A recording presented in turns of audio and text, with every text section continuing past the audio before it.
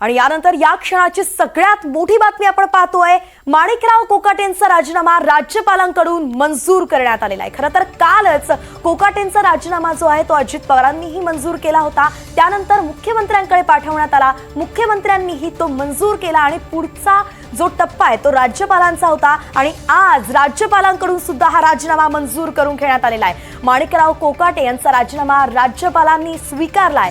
आताची सगळ्यात मोठी बातमी आपण पाहतोय, कारण की एकंदरीतच 16 तारखेला कोकाटेंनी आपला राजीनामा जो आहे ते पत्र त्यांनी पक्षाचे नेते आणि उपमुख्यमंत्री अजित पवार यांच्याकडे पाठवला होता। मात्र काल अजित पवारांनी तो तत्वतः स्वीकारल्याचं ट्विट करत सांगितलं होतं आणि त्यानंतर पुढच्या प्रक्रियेसाठी तो जो राजीनामा आहे तो मुख्यमंत्री फडणवीसांकडे पाठवला होता आणि अगदी काही वेळातच फडणवीसांनी सुद्धा कालच तो राजीनामा मंजूर केला। त्यानंतर पुढे तो गेला राज्यपालांकडे आणि आज अखेर राज्यपालांनी सुद्धा कोकाटेंचा राजीनामा मंजूर केलेला आहे। सागर कुलकर्णी आपले प्रतिनिधी आपल्या सोबत जोडले गेले। सागर, अर्थातच आपण पाहतोय की राज्यपालांनी स्वीकारला, आता राज्यपालांनी हा राजीनामा स्वीकारलाय, यानंतरची कशी कारवाई केली जाऊ शकते? राज्यपालांकडे आता राजीनामा स्वीकृत झाल्याचं हे पत्र समोर आलेलं आहे।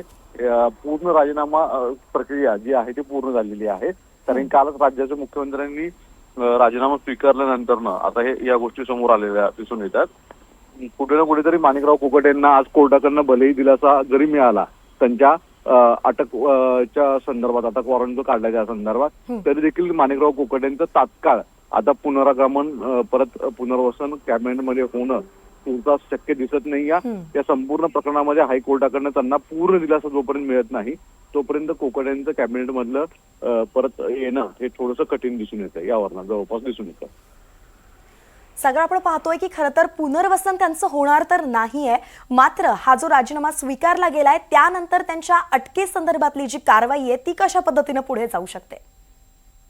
वास्तविकतेत ते आयसीयू मध्ये आहेत असं सांगण्यात येतं रुग्णालयाकडनं। जर एखाद्या व्यक्ती आयसीयू किंवा मेडिकल बेसवर असेल तर त्याची अरेस्ट करणं हे शक्य होत नाही। आज कोर्टामध्ये या संदर्भात दुपारी 12:30-1 नंतरनं ही खूप केस मेन्शन होणार आहे आणि कोर्टासमोर नेमकं काय मांडलं जात आहे हे पाहणं गरजेचं असणार आहे। कोर्टाने जर दिलासा दिला नाही तर माणिकराव कोकाटे यांना पोलीस कदाचित नजर कैदेमध्ये ठेवू शकतात आणि ते त्यांची प्रकृती स्वास्थ्य योग्य झाली त्यानंतर ते त्यांना अटक करू शकतात। असे एक वेगवेगळ्या कायदेशीर प्रोबॅबिलिटी आहेत, पण त्याच वेळी माणिकराव कोकाटे यांना हायकोर्टाकडनं जर दिलासा मिळत नसेल तर त्यांना सर्वोच्च न्यायालयामध्ये जावं लागेल आणि तिथून त्यांना स्टे मिळवण्याचा प्रयत्न करावा लागेल। धन्यवाद सागर, अगदी सविस्तर अपडेट आपण दिलेली आहे। वेळोवेळी या संदर्भातले प्रत्येक अपडेट आपल्याकडून घेत राहू। तुर्तास आताची सगळ्यात मोठी बातमी आपण पाहतोय, माणिकराव कोकाटे यांचा राजीनामा जो आहे तो राज्यपालांनी सुद्धा मंजूर केलेला आहे आणि एकंदरीतच त्यांचं मंत्रिपद आता गेलेलं आहे। आपण पाहतोय आताची सगळ्यात मोठी बातमी, काल त्यांचे पक्षाचे नेते अजित पवारांनी तो स्वीकारला होता, नंतर मुख्यमंत्र्यांनी स्वीकारला आणि आता राज्यपालांनी सुद्धा त्यांचा राजीनामा स्वीकार केलाय।